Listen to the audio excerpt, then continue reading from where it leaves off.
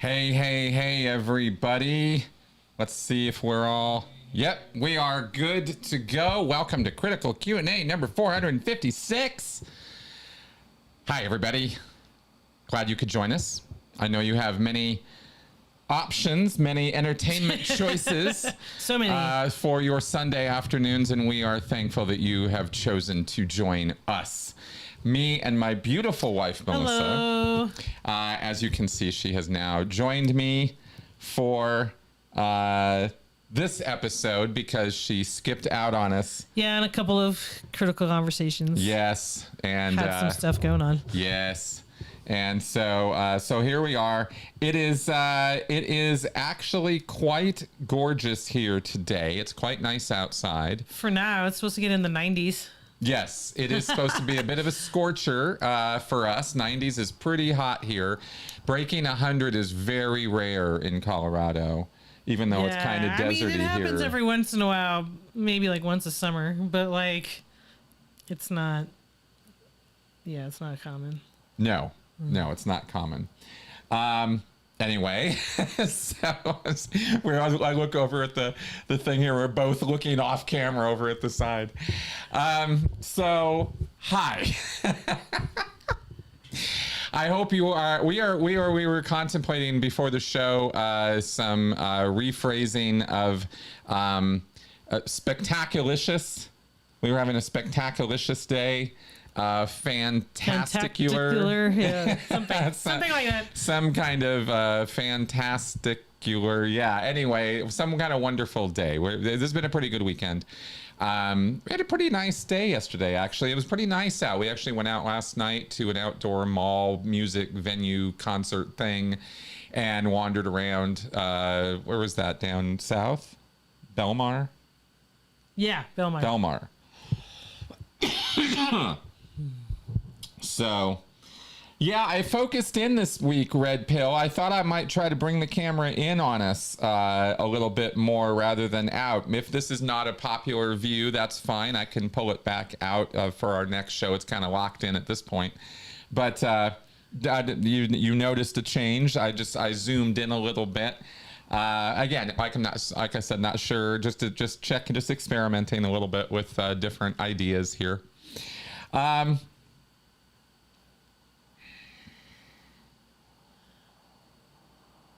Oh, well, here, first off, let's get over to the chat window here. Now we've got, I like the closer view, just a little wider then. Okay, yeah, fair enough. That's why I'm checking to see what y'all's feedback is on it. Yeah, I will not change the label right now. It's just me and Mel, but yeah. Sunny California, 65 degrees. Oh, that sounds lovely. It does, actually. I've been doing yard work daily this last week. We have a bit of a jungle in our backyard. We're renting this house, and the backyard did not exactly come landscaped, and so it's been a bit of a thing. And Denver, Colorado, it is, I guess, naturally deserty. There's a lot of thistly, weedy, sticky, thick green things. Yes, yeah. Back there, lots. And Benson and I was kind of like, okay, whatever. And the spring would come, and things would explode like overnight. Within a week, the whole place was just overgrown. It was like, wow, it went from zero to huge. Mm-hmm. And so I kind of was like, okay, well, I'm never going to be able to tackle and deal with all that. But then more recently, I guess this spring, Benson started coming in with stickies and sort of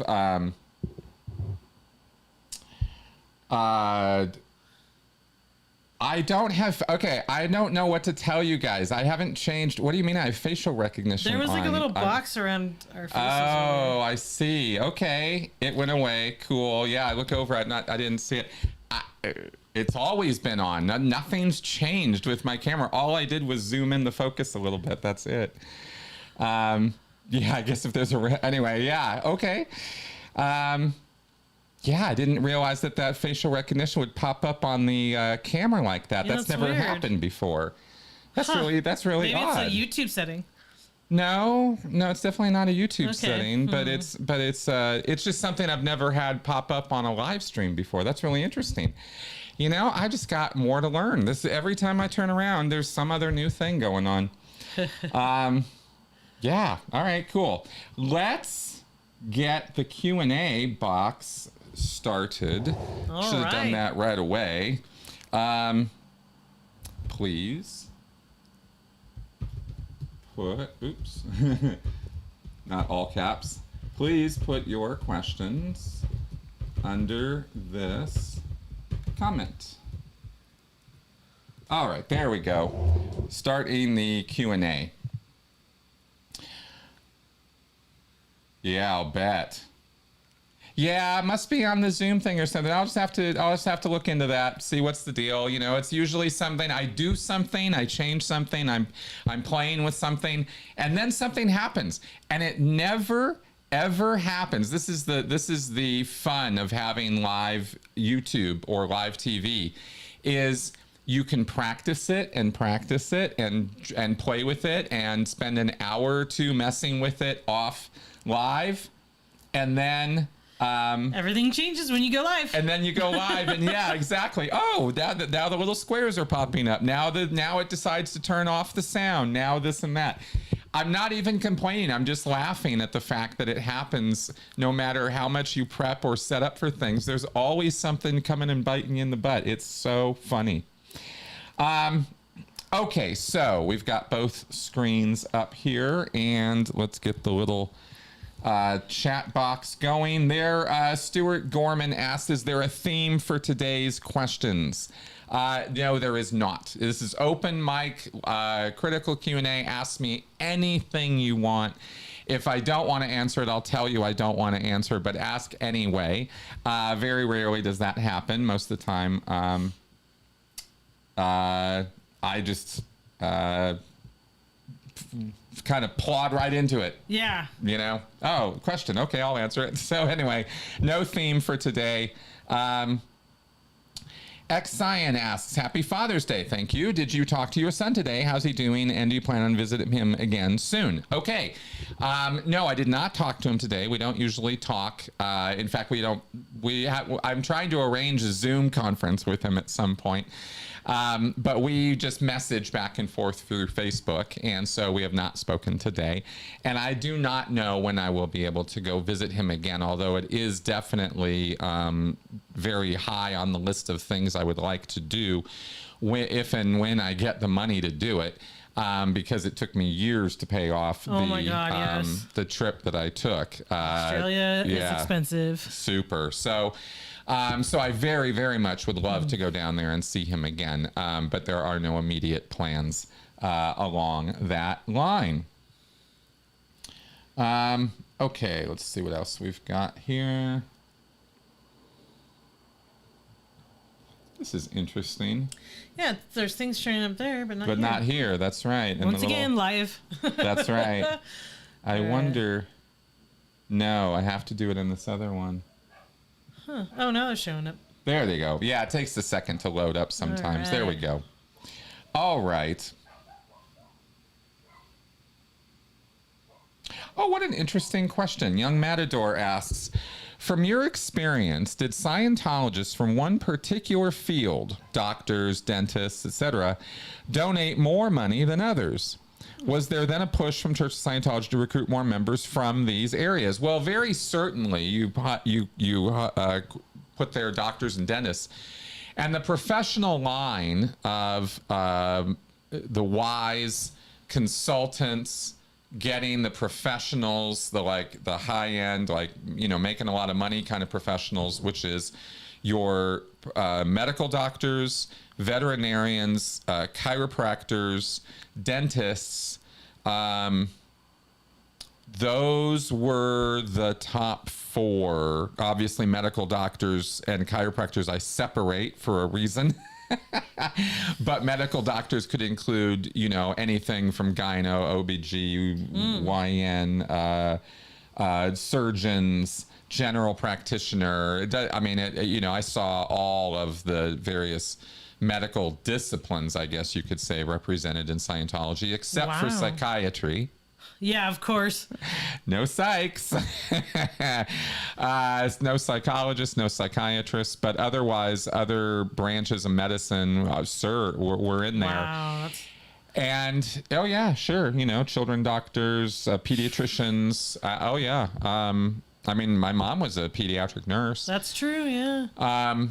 And they were obviously, you know, all of those categories I just listed were tended to be pretty wealthy people or could generate pretty income generating people. Although at the same time, there were lots of times when I ran into chiropractors or vets or sometimes doctors who were having a rough time, just like everybody else, having a hard time bringing in customers, setting up shop, running the operation. And that's why they would turn to Scientology and turn to the world, you know, the WISE group, the business consultants, and try to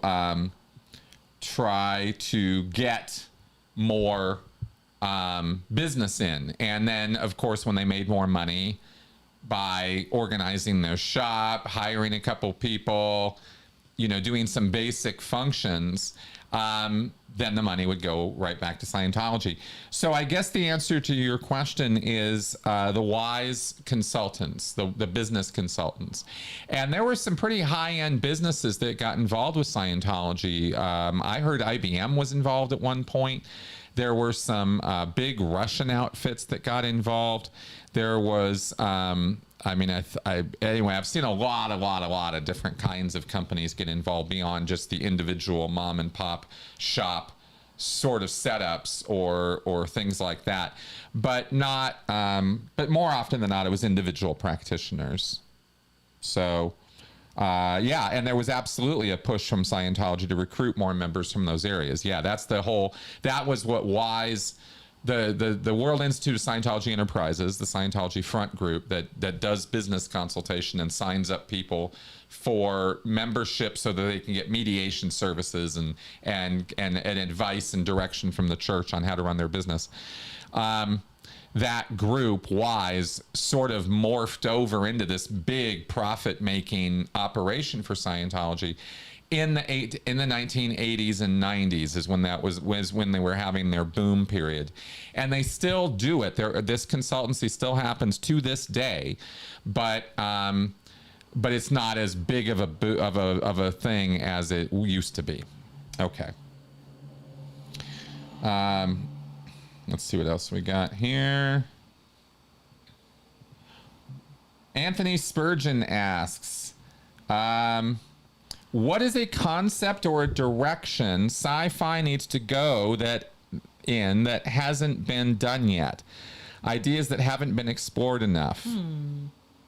That's a great question. Yeah, I'm trying to think about what they haven't explored a lot of. I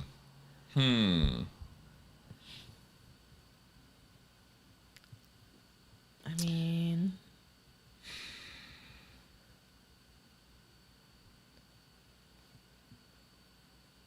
One of the things that I really, really appreciated about having my mind expanded a little bit with the recent episodes or a recent release of a show called Three Body Problem was this idea of the dark jungle of the universe, the idea that this theory or idea put forward that the universe is not a hospitable place that's friendly and open and receiving to people who are reaching out to find new life and new civilizations and boldly go where no man has gone before. The idea that the universe would be so unwelcoming that it would that other races would of species or other creatures out there, aliens, would actually take premeditated, preemptive steps to wipe out any other species that appeared. And this was not just this, oh, they're a warlike species, right, so we have to be a little careful with them. It's no. These are creatures who have developed whatever technology they've developed and are at whatever level of advancement they're at. And as a universal principle in the universe, they wipe out everybody else who even comes up or comes close because of fear of being wiped out themselves if they don't do that. Right. They don't know what the other society and group of, to them, aliens is capable of. Right. And by the time they make contact, because space flight is slow, because the distances are so vast, they could have caught up with or even advanced higher than, you know, if you're some alien civilization out there and we make contact and they see, oh, well, their technology is not greater than ours, now's the time to strike before they develop even more. And this whole theory, this whole concept, this dark forest kind of thing is, I think there's a lot more to be explored with that. I think that's something that is new as an idea. So much of sci-fi over the decades has been about, you know, landing on other planets, extending the open hand, you know, and maybe they don't take it, maybe they do, but at least we make physical contact, and there's communication problems and all the barriers and problems and issues with understanding one another, coming at it from a different place. I very much liked Arrival, the movie Arrival, with that was a good one, yeah. Denis Villeneuve directed, Amy Adams, right? Jeremy Renner. That was a great movie to contemplate the difficulties of communication, right? Because here's an alien life form that has a whole different concept and sense and experience of perception of time, right? What, you know, and how would you even begin to find common ground when you're dealing with something that has a perception of time that includes the future, right? Like what? Ideas like that, these new ideas, I think, are the kind of thing that I'm citing as stuff I never would have thought of. I find myself when I run into stuff like that, I am floored at my lack of imagination at being able to think about wildly different ideas like that. And my hat goes off to the kind of people who think about that and then go, well, wait a minute. You know, E.T. Phone Home is great and brings me to tears every time I see it, by the way, because I just love, you know, movies like that have these emotional impacts. But I never would have thought of the dark forest concept as like a thing, right? Like, oh, wait a minute. You know, they're going to take us out. And in fact, the reason why we're not hearing from anybody is because everybody who pokes up their head gets taken out. Wow, right? And there's really only like 3 or 4 species of creatures out there, and they leave each other alone, and they don't, and everybody retreats, and they hide. They don't want to be found. And the reason we haven't found those guys is because they're hiding from us. They're not interested in being talked to, right? So I guess where I'm saying is I don't know what else is out there that it hasn't gone in yet, but really counterintuitive ideas like those are examples of stuff I love and would like to see a lot more of. I'll tell you one thing I would like to see more popularized, or more popular sci-fi, would be a lot more hard sci-fi, a lot more realistic sci-fi. Yeah. You know, Star Wars and Star Trek are... Well, I was going to say, that's what I liked about The Expanse. I mean, they couldn't really show it in the show, but I guess in the book, they show how even human beings living somewhere with a slightly different gravity, you know, gravitational pull will change them physically over time. And I guess in the books, you know, the guys that live on the asteroid are very different looking. And that's true. Like, they don't talk about that a lot in sci-fi. Like, well, how does the different atmospheres and different gravitational pulls affect how humans would look living on that planet, other creatures would look living on that planet? How would that affect how humans from Earth could interact with those aliens? Could they even go on that planet? Is the atmosphere okay there, you know? Yeah, exactly. I would love to see... you know, I was so excited when the Alien sequels came out, Prometheus and those things, because I thought they were going to do it right. I thought they were, you know, they had these incredible visuals. If there's one thing you cannot fault Ridley Scott movies on, and that is their production design and their visuals. They're simply they're always amazing movies to watch visually.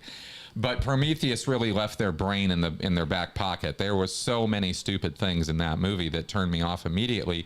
Starting with, they land on the planet, open the door, and everybody goes rushing out. Oh, here we go. We're on an alien planet. Woohoo!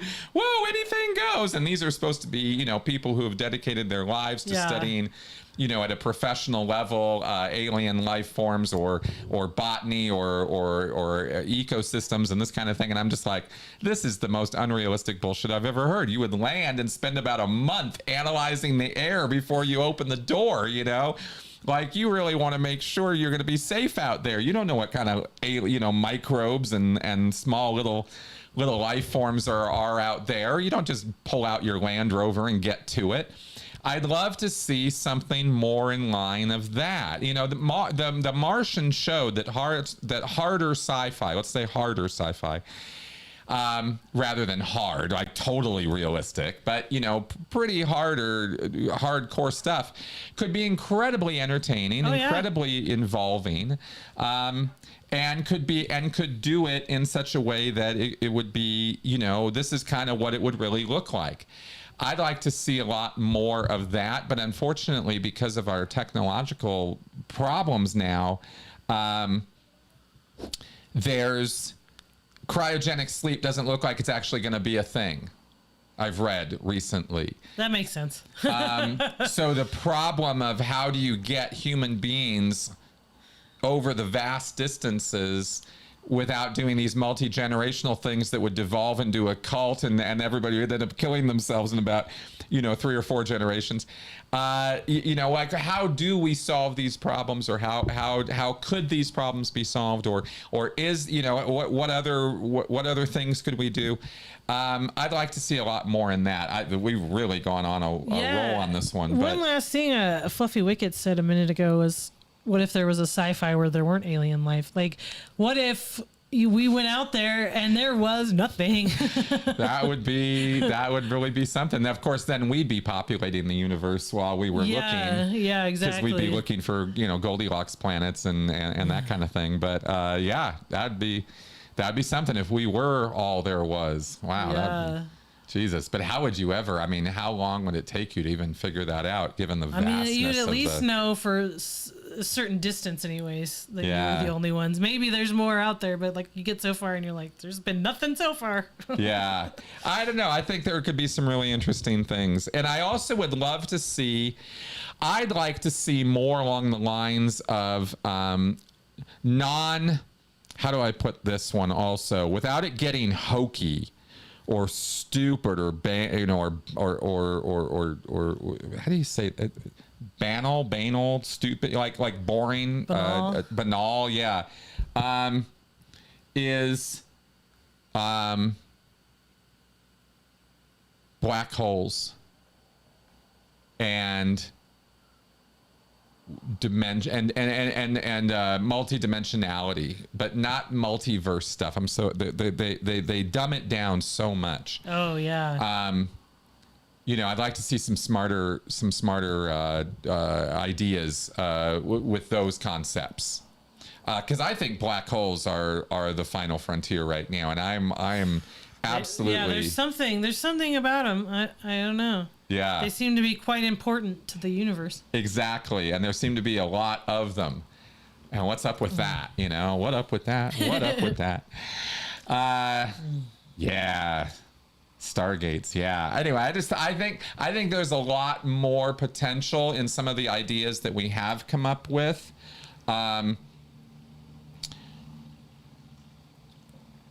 That I think could be realized if we went a little harder on the science and a little harder on the realities of it, so that we weren't stuck in these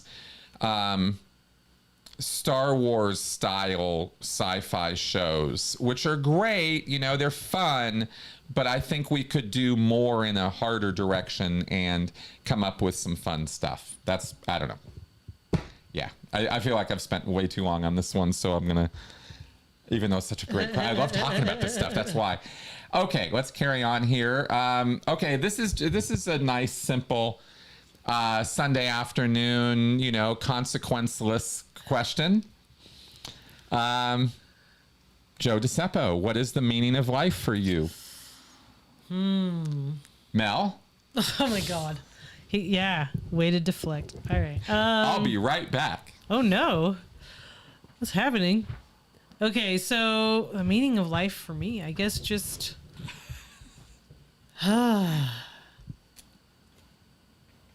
what is the meaning of life for me? I don't even know anymore. You know, it's like, I guess just trying to have a good life, you know, the best life I can figure out how to have, and have good friends and a good husband and good family. That's good dog.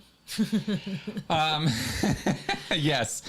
I think the activity of life is doing positive things for yourself, but I think the meaning of life is, for me, meaning is what you put into or derive from a thing that gives it significance or purpose or definition for you, right?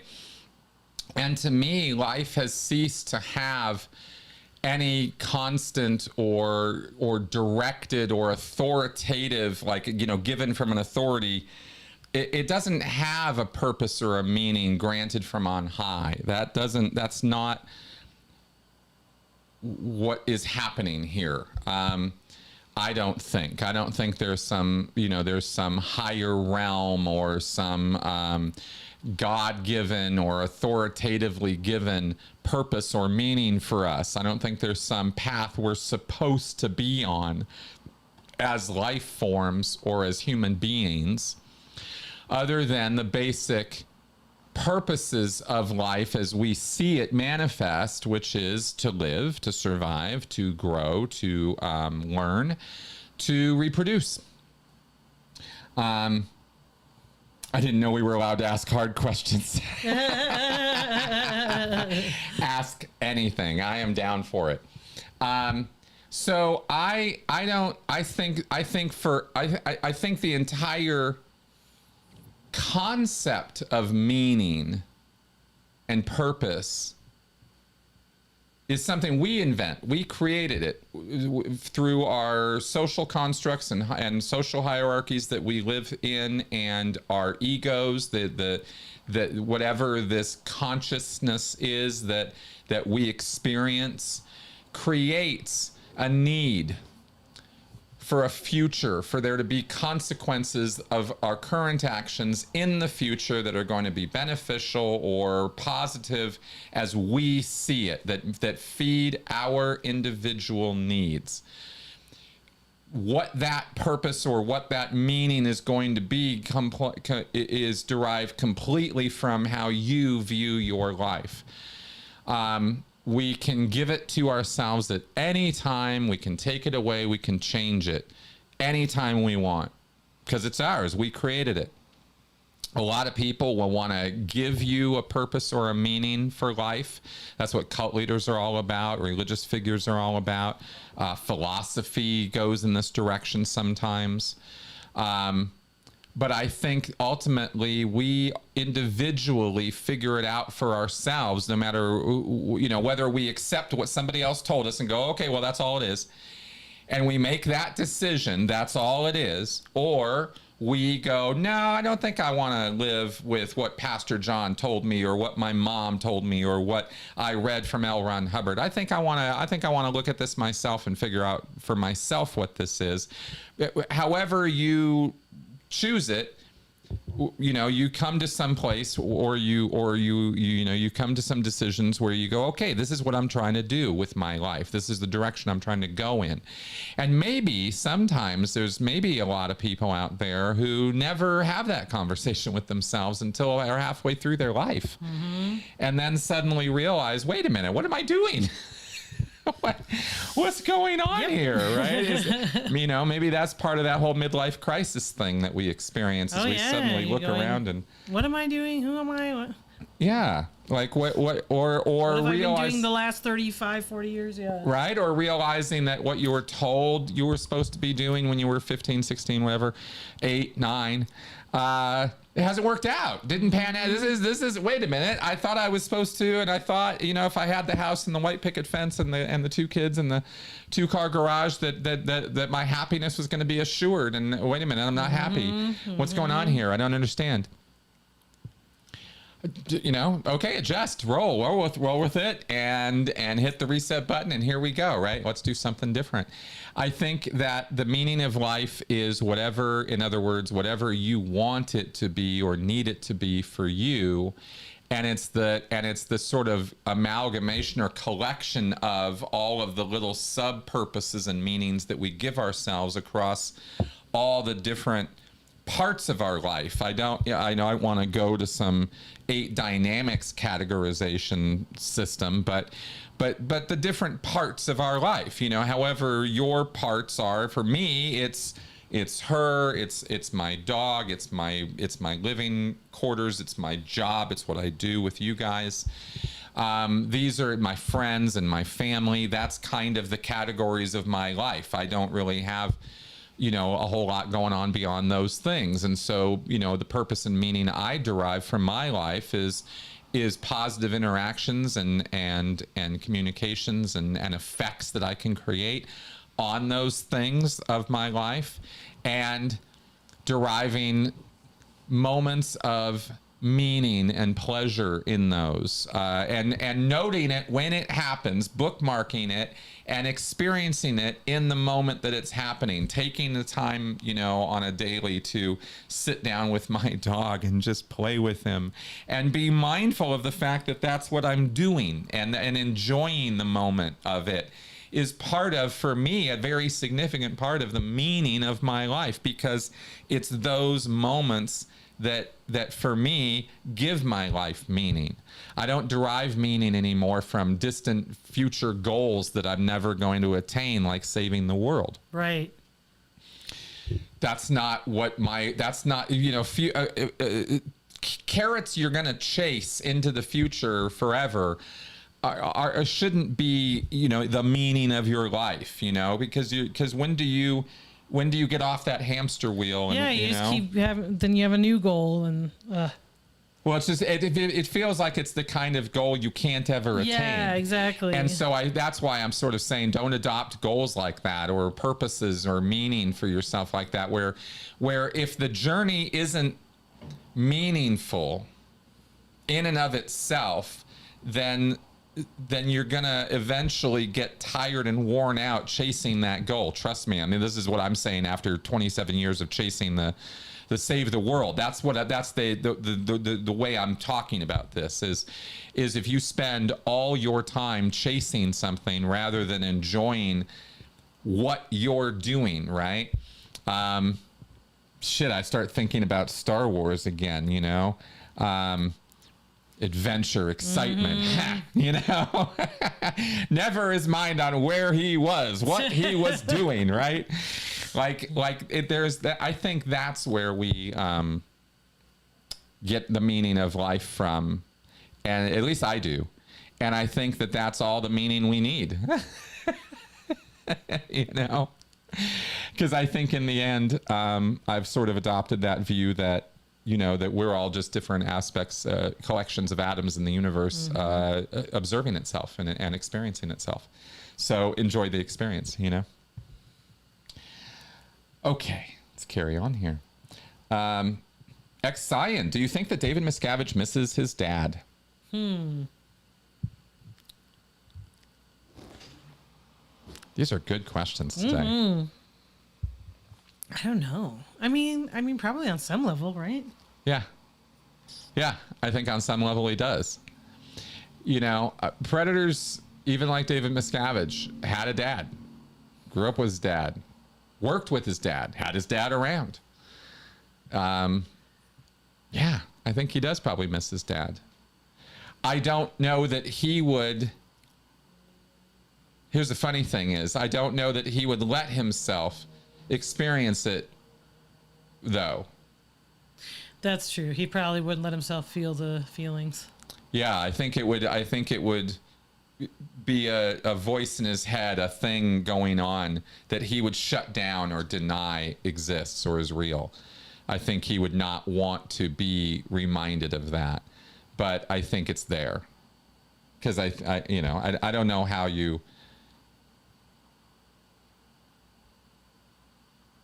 I can't say that. I do know how you could forget about your dad, or you could put your dad behind you in such a way that you would never want to think about him again. But I still think it's going to be there. I do. I don't think you can get away from your parents that like you can other things. We got a lot of questions here. Yeah, we do. Okay, Red Pill 3000. What Christian groups do you consider to be a cult or cult-like? Does anyone in Scientology celebrate Kwanzaa? I think you're asking. I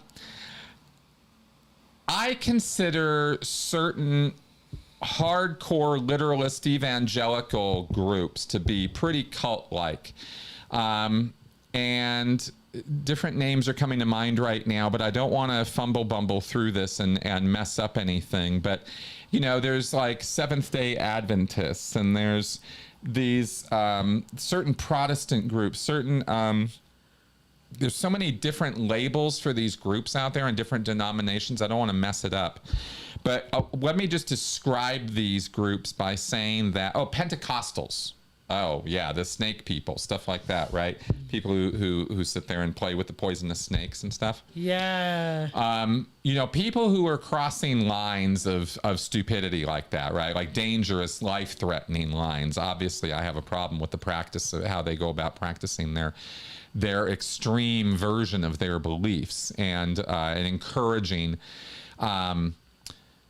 real us versus them cult-like, cloistered, unsocial, antisocial behavior, those kind of groups, anything that would fall under that, because there's hundreds of them. I mean, there's a lot. The Dominionists, the Christian nationalists concern me a great deal. They are very culty. They have a very, very strong dogmatic us versus them belief, and they are very, very apocalyptic in their future goal setting and contemplate. The idea of the future for them is very much we're surviving and all you fuckers aren't.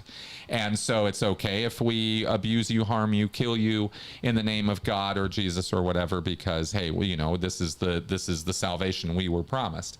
Their version of these things are very disturbing. They tie in that kind of thing also, borders right up against or Venn diagram crosses over a little bit with certain white nationalist groups, KKK stuff, things like that.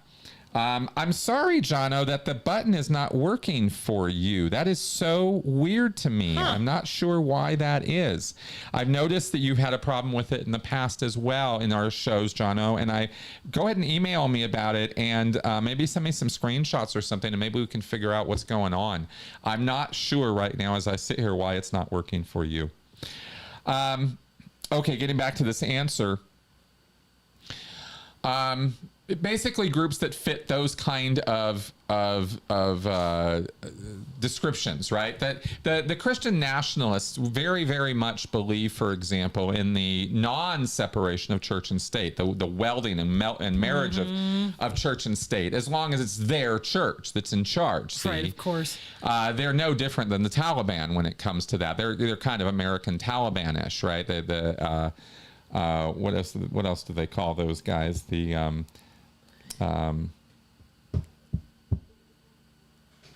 I'll get it. Sorry, I'll get it. Anyway, it's always when I'm on air that all the snappy little things always go falling out of my head. I swear I'm funny off mic. Anyway, these kind of groups, right? The guys who take pictures with their Bible and their M16, right? Those kind of versions of Christianity I find incredibly disturbing and very, very cult-like. So that's where I start having problems with that. Okay. Joe DeCeppo, have you ever been into ornithology, bird watching? I have not.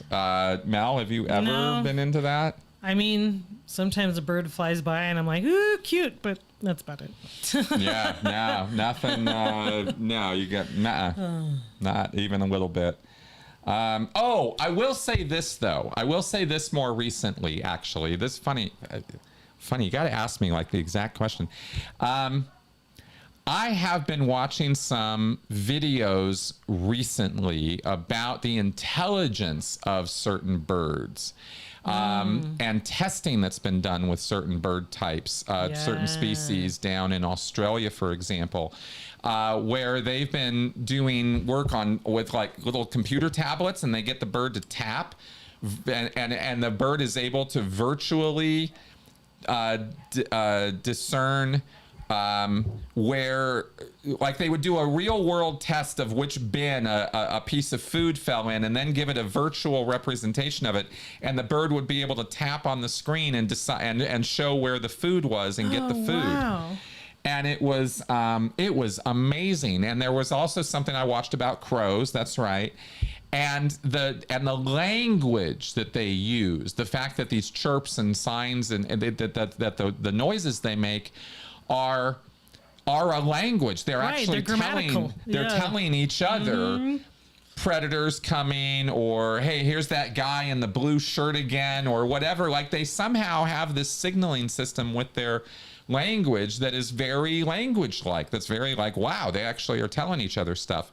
And as a result of that, when I walk Benson in the morning to the park, there's these birds chirping around, and it's a very large park walkway around a big grassy area, and it's huge. It's you know, it's probably a few acres.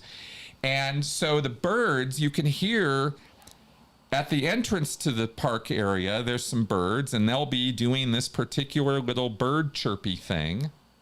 Chirp, chirp, chirp, right? Kind of thing. Yeah.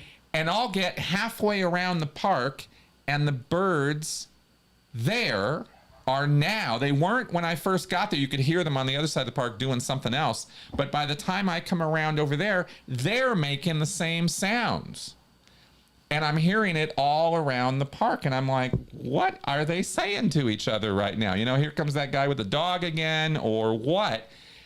Because it appears to be a response to, you know, us being there where there were different sounds before that they were making. So I know there are people who study this stuff, who figure this stuff out way more than my very silly little description just now. But that's something I've been paying attention to recently as a result of watching those videos and stuff. So I'm not really a bird watcher. I don't even know what kind of birds those are over at the park.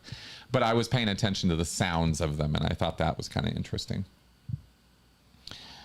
What do we got here? Okay, X-Cyan asks, is Scientology going to be the landlord of the one Clearwater Tower property that the city already leases for its government offices? I don't know. I don't think so, but I don't know for sure. I don't think the Church of Scientology owns the property that they're going to be in. I think a Scientology developer does, if I remember right. But don't quote me on that. I'm totally not in the loop on all the specifics. I don't keep that in my head from day to day on what's going on in Clearwater with that.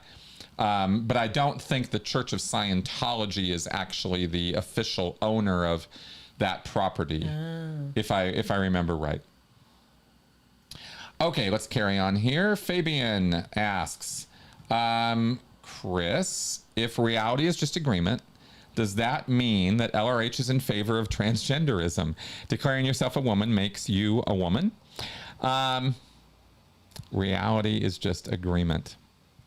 The Scientology theory of reality being agreement, as I have always understood it, would be if everybody is on board with the thing, or if a majority of people are on board with the thing, in other words, are saying this is how it is, this is how reality is shaped or defined, or this is how I perceive it, this is what I see, this is what I hear.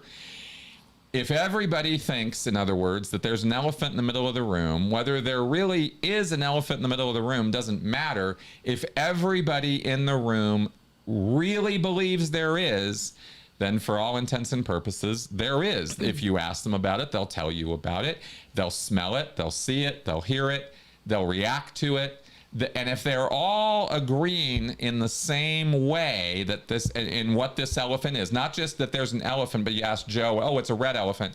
You ask Sue, oh, it's a blue elephant. No. They all have to agree on it to the degree that they're literally seeing the same damn elephant, hearing it, smelling it, etc. That's reality. That's how Hubbard defines it. It's a bit of a broad shot. But that's how he defines it, is everybody agrees on a thing, and that's what makes reality reality. So much so in Scientology that the only reason that this pack of cards exists here, conversely, is because we all agree it exists. If we all agreed it didn't exist, there was no pack of cards in my hand, it would be gone. A demonstration of this kind of reality bending exercise might be was given in an episode of Star Trek, the original series. So for those of you with long memories, there was an episode where they were on a planet and one of the red shirts got killed by these cowboys wearing guns, and they shot this guy and he was dead even though they didn't really shoot him. He believed he was going to die, and therefore he died.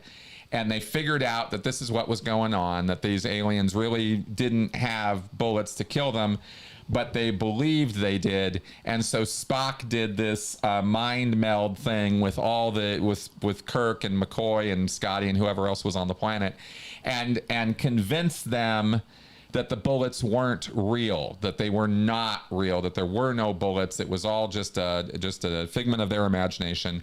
And he convinced them so strongly of that when the aliens came at high noon to shoot them, nothing happened. They tried to shoot the Captain Kirk and the guys, and they didn't. Nothing happened to Captain Kirk and the guys because reality is agreement.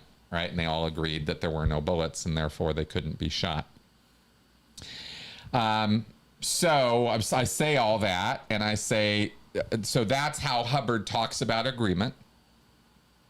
So does that mean LRH is in favor of transgenderism? No, LRH was definitely not in favor of transgenderism. L. Ron Hubbard wrote very specifically that in the language of his time, he wrote about transvestism, I think he called it, homosexuality, bestiality. These are words he actually used and described as aberrant, semi-psychotic behavior generated by people's engrams. And that's what caused their gender dysmorphia or confusion. He never used the term gender dysmorphia, but he did talk about how people would have the wrong identity for the body that they had, and having an out of whack, out of alignment gender concept with the body that you have would be a thetan problem, not a body problem, and you got to deal with that. That's a you problem. You got a problem that you're not being the gender of your body. Mm-hmm. So, declaring yourself a woman makes you a woman. No, because other people don't agree with you, see? If everybody was on board with it, great, then you're a woman. But not everybody is on board with it. There are whole swaths of this population that are very much not on board with that. And Hubbard would make the case that that is not reality because it's not agreed upon. That would be the simplest answer I could give you on that one. All right. Good. Let's carry on here. X-Cyan, do you believe you have some destiny in this life? Do you have a mission? Do you have a role to fulfill in the grand scheme of things? Great question. I used to think that. Did you used to think that? Did you ever think that was true? Yeah, I did. Yeah. I did. I did, yeah. What did you used to think your mission in life was? What was your big purpose that your destiny? It was just always something about fixing something big in the world or becoming the next big famous whatever, director or actor or something, or I was destined to be on Saturday Night Live. Well, not so much. Right. I was destined to be in the Sea Org. That was when I had a concept like that for my life, that was how it was. Then the Sea Org was the fulfillment of it. I figured it was meant to be. I would never have said at any point in my life that I have a destiny. I've never believed in that concept of some end in sight that has been determined for me, and that's the direction my life is going in, and that's my density, right? For any of you who caught that. And I did feel that because the Sea Org's motto was "We come back," and that we had all been around before, and that I had been in the Sea Org before, I'd been in Scientology before, that I didn't think I'd been in the Sea Org before, but I was a staff member before. I don't know how I made that make sense. But there you go, Geekdom got it. That was as far as I gave it, right? Is that I'd been there before, so therefore it was meant to be that I was going to come back. But as far as my mission or destiny or role in the grand scheme of things now, I see myself as a very, very, very, very tiny piece of a much, much, much larger mosaic of humanity.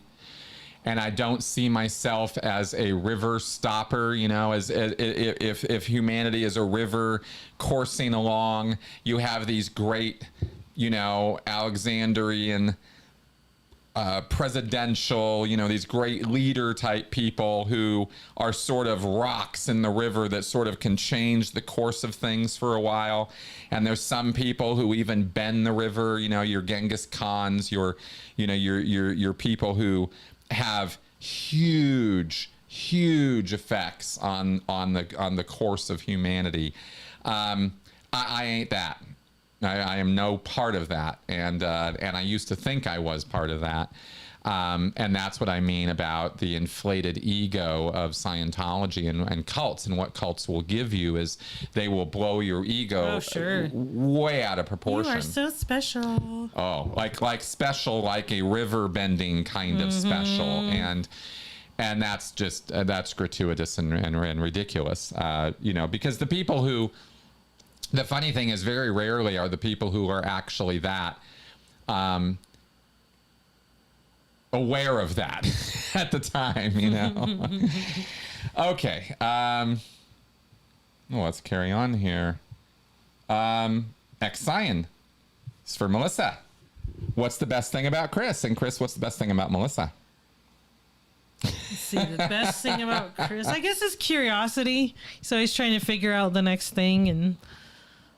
figure out why this works that way and that kind of thing. So, yeah, I appreciate that. Thank you. You're welcome. Best thing. The best thing about Melissa is that she puts up with me. That's the best thing about Melissa.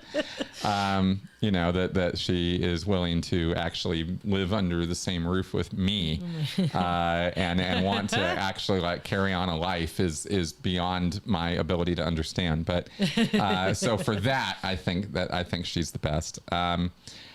But let's see. I think in terms of personal characteristics about Mel, I think of a couple things. It's a little bit of a package deal because there's a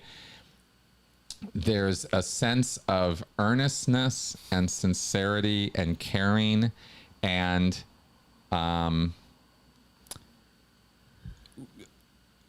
do goodness, just goodness there. That really kind of just comes together in this little package of awesomeness for me that I think is the best thing about her. She wants the world to be a better place. We're constantly, disappointed in things in the world. All our own fault. We appoint all kinds of things in the world that we think should be, and then we're disappointed that the world doesn't satisfy us. But the continuing effort to want it to be better, to try to make it better, to try to improve, ourselves, our situation, the situation of other people, that you want everyone to win. I think that's the thing that I think is one of the best things about you, is that you want everybody to win. Thank you. And that's where I'm coming from. So I think that's a really powerful meeting point for us. Yeah, definitely. Okay. And I do love it when she smiles and laughs too. All right. Fabian. All right. What you got for us now? He asks, how does the processing induce euphoria? Can you elaborate and give examples? Sure. I'll tell you one phenomena that happens is, and it requires priming. It requires some auditing education, which is why this happens. The way it happens is a pre-clear comes in for auditing, and they are told, I'm going to try to make this real fast. I've spent a lot of time talking about this in the past, but we got a lot of questions, so I'm going to try to make this short. You go in for auditing. They tell you what's going to happen. They say, look, you're going in for this auditing session. Before we even start, you need to understand some things. You have a reactive mind. The reactive mind is made up of locks, engrams, and secondaries. These are moments of pain and charge that exist in your head based on the trauma you've experienced, and they're there, and they cause bad things to happen to you. Here's how it works. They restimulate during moments of travail or emotional problems and issues. You can experience pains. You can experience emotional pains. You can experience weird thoughts and ideas. You can experience commands being given to you by your reactive mind based on the words from the trauma episodes. We're going to go in on this auditing, and we're going to find those incidents, and we're going to relive them. We're going to re-experience them. And by doing that, you are going to erase the charge of those incidents. It is no longer going to be traumatic for you. That's going to be gone. That's going to, all the painful emotion and worry and anxiety contained in that is going to be erased. And you will feel better about this, and it's going to be awesome. And you go, great, let's get started, right? And this is all the beginning of the auditing. You can't do the auditing until these steps of education are gotten across to you. So you are primed for what's going to happen. So then you start reliving these incidents, right? Go return to the beginning of the incident. Tell me when you're there. Okay, good. Move through the incident to, a point 10 minutes later or whatever, however long the incident is. And then tell me what happened, right? And you go through the incident, and you go through it, and then you get sent back to the beginning, and it's difficult, and it's painful, and it's triggering, and it's annoying, and it's all the things that it would be because you are going back and reliving some stress and trauma. And then the auditor says, okay, well, this isn't getting any better. Let's go earlier in time, because the reason why, and this is also part of the education, the reason why you have this unconsciousness, this sleepiness, they call it dope off, happen to you in the session where you're going through the incidents and you start falling asleep or you start feeling woozy and out of it. That's your reactive mind at play. See, that's all the unconsciousness stored in the incidents, which is now being released, but it's a slow process. We got to get through it, and we might have to go earlier in time, because the way this works is it's chains of incidents. It's not just one traumatic episode that is anchored to an earlier similar episode, and that's chained to an earlier similar episode until you get to the first time this kind of thing happened to you. That is called the basic incident, and that's what we're really hunting for here. So we're going to start at the end closest to now, but we're going to hop back in time to that basic incident, and when we get that off, the whole thing blows. Okay, good. So you understand that as part of the process before we even get started. You're doping off. You're falling asleep. You're bored out of your mind. You can't believe how stupid this thing is. But you've already been informed and told that's just the unconsciousness and the trauma and the stress. And so we're going to keep plowing through this, and you carry on, and you get even more plowed in, and you're feeling even worse about all of this as you're going earlier and earlier down the chain.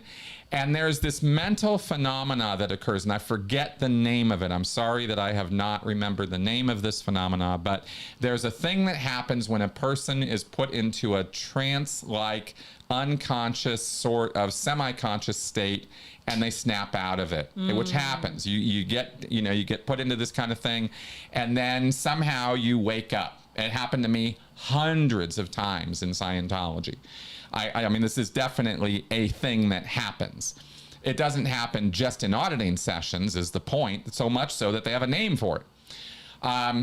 When that happens, when you suddenly come to and are like, whoa, and you wake up, basically, you come to a different brain state. You're in this like semi-conscious, comatose, not comatose, but hypnotized kind of state. You snap out of that. You've been primed to now believe, you ran out the charge, you ran out the basic, it's all blown now. That feeling of waking up is not just this psychological state of switching brain state. No. That is, you have erased all that charge, see? And it's all gone now, and that's the interpretation of the event for you, is look what happened. Everything we told you was going to happen, happened.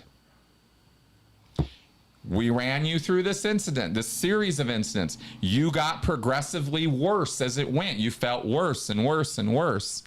And then suddenly you felt better. And that, we're telling you, is the charge erased and gone.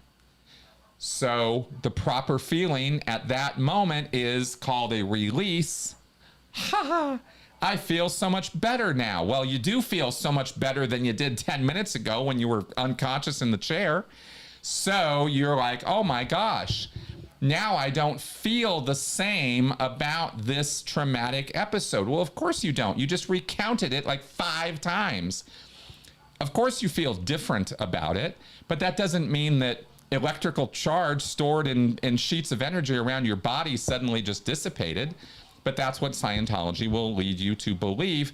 And so because you've been primed every step along the way, you now believe or are interpreting at the end of this whole event that you have blown all this charge, experienced a spiritual awakening of some kind, and you respond accordingly. I feel much better. I feel great. This is wonderful. Oh, wow. That's what I don't have to worry about that charge anymore. Yeah, sure, until next week when you get a headache again, but whatever. That in a nutshell, I guess, is one way of explaining the trance induction, the socking it in harder and harder, and then the change and the euphoria that follows. It's all primed. It's all pre-created with the indoctrination. That's why auditing doesn't work without the indoctrination. If you sit down and just take somebody off the street at the bus station or whatever and say, I'm going to do something with you called Dianetics, and I ain't going to tell you a thing about it, but here we go. Tell me about a traumatic episode that happened in your life. What? Yeah, just go to it. Let's go, right? If you just People did would that, be like, what? Yeah, they would be like, what are you talking about? But if you kept pressuring them without explaining what you were doing, just go, no, come on, let's go. Let's remember this incident. Go back to it. Tell me about it. Okay, well, blah, blah, blah, blah, blah, blah. You could sit there for 5 hours with this guy recounting the incident to you, and he's not going to have a clue what the hell you're trying to do, where this is trying to go, and it's not going to run the same way because the guy's not prepped for it. He's not primed, Anyway, there's an answer to that question. There are probably others, but that's one way it works, and that's pretty much your Dianetics and your lower level repetitive processes in Scientology, the ones where they're just asking the same question over and over and over and over and over again. That also induces the same kind of brain state change.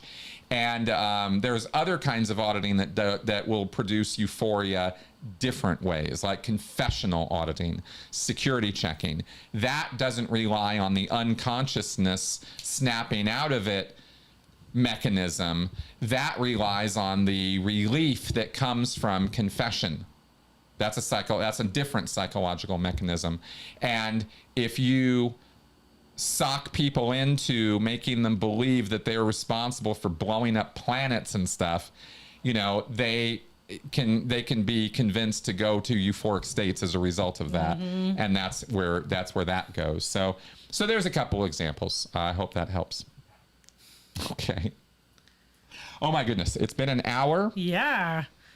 We have a couple more. Oh, we have a lot more. Yeah, we do. But let's just see if we can power through a few of these.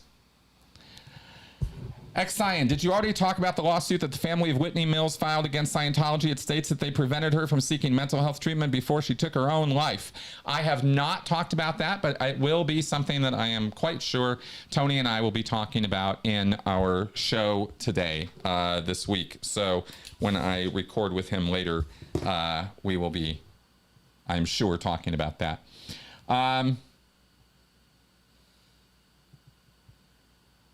Red Pill, your update just now in this question. Do you have any update as to how the Austin Scientology Ideal org is going? It's consistently in the high 90s and low hundreds in Texas now, so their electric bill has got to be nuts. That's as much as I know about it right now. I have not heard a peep out of Austin, nor do I expect to, nor have I heard a peep out of Kansas City, Las Vegas, Portland, Seattle, Twin Cities. Nothing's happening in these places. It's exactly like we say, right? They spend millions, they open it up, crickets, right? Crickets. That's what's up there.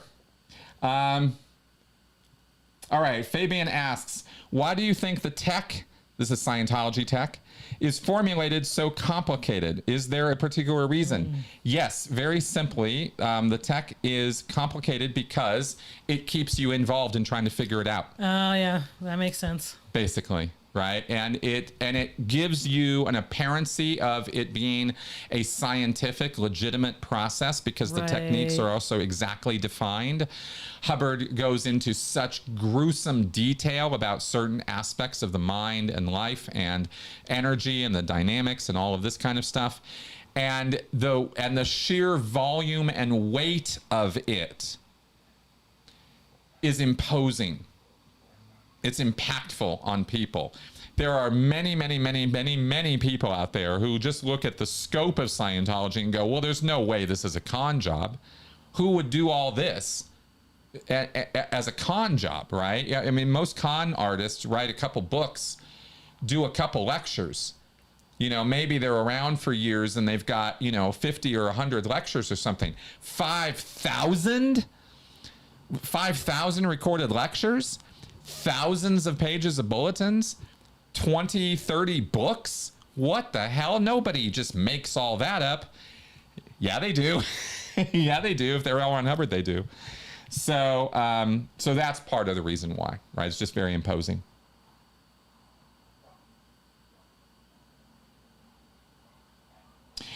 Stewart asked, to what degree is WISE similar to Gothard in the roll your own cult aspect? Okay, Stewart, I get your question. I have said Bill Gothard's cult system of family teachings and the sort of family dynamic that he sets up with the umbrella of protection that Jesus provides and the father figure is holding up and he protects the family from the darts of Satan. This is a family level cult with the father as the cult leader, the one who cannot be questioned, must be submitted to. And through submission is gained whatever power or whatever choices the women, the mother and the children have are all filtered through submitting to the father. So that's your family level cult as provided by Bill Gothard and his dogma. WISE, the World Institute of Scientology Enterprises, as delivered by Scientology, is sort of a similar thing. It's a good question, actually, because it's a roll your own cult as a business, but only sorta, because you're still very heavily connected with that business to the Church of Scientology as an entity. There's licensing fees and membership dues and various connections to Scientology that Scientology maintains, where they want to, keep some control. But it's similar enough to Gothard too, because the company doesn't become a subsidiary of the Church of Scientology International. They are still their own corporation and company. They're still producing their own products. They're just using the Scientology methodology to do it. So depending on who's at the helm of the company, are they an OT? Are they a hardcore Scientologist? Or are they just some schlep who's learning about this for the first time? Depends on what attitude they're going to run their company with when it comes to the WISE materials. Are they going to be dictatorial, authoritarian, little mini L. Ron Hubbards? Or are they going to try to be humane about it?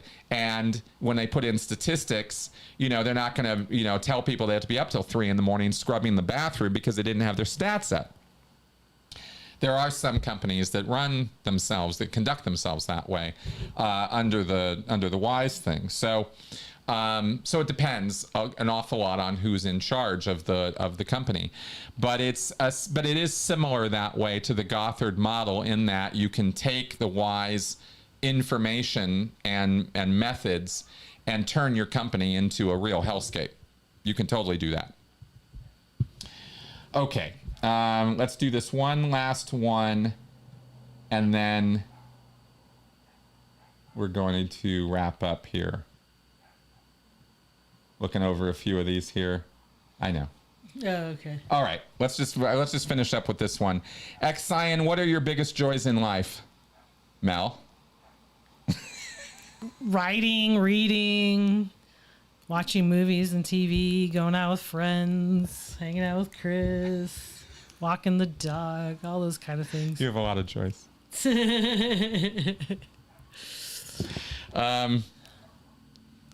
Yes. My biggest joys are absolutely spending time with my family, my family here, helping people one-on-one, doing the one-on-one work that I do is absolutely a joyous occasion for me. I can't even express how much satisfaction I get out of doing that work, helping people. It makes me feel useful and meaningful. And there's a lot of joy for me in feeling meaningful. I derive my own meaning out of life, and that's to me the kind of thing that gives me meaning, if that makes sense, if that's not too bizarre or circular. And there we go. All right. Okay, so we're gonna go ahead and wrap it up now because I don't want to keep Mel here for 2 hours. I gotta go potty anyway. People are wont to do with me. Okay, good. This has been fun. I've actually enjoyed this today. I hope you guys have too. I want to definitely encourage you to like, subscribe, share my work. The number one thing I could really use y'all's help with, if you can't support the show or the channel financially, and I definitely understand, times are tough these days, but please help me share this work. If you are getting something out of it, odds are other people could too. And that's really the only thing that I'm concerned about, is I want to get my work out there to help people. So help me do that. Help me help them. And all of that. Okay. All right. Okay. All right. Now on that happy note, you will see me and Tony tomorrow, unless something bizarre happens, and then we'll see what happens this week. I'm going strong on my new project, and I'm going to keep working on those. Thanks, Ex-Scion. Thanks for all my critics out there. You guys are awesome, and we will see you guys soon. Bye-bye. Bye.